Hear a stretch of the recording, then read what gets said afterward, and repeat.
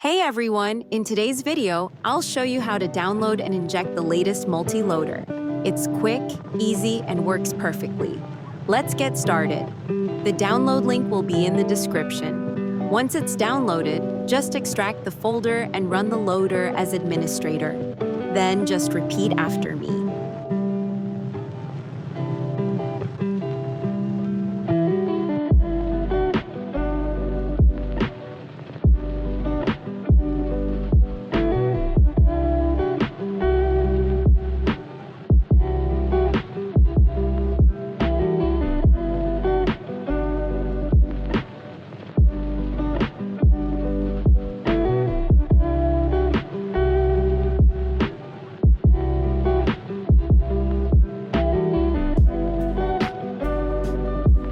After the injection, you can immediately enter the game. Good luck!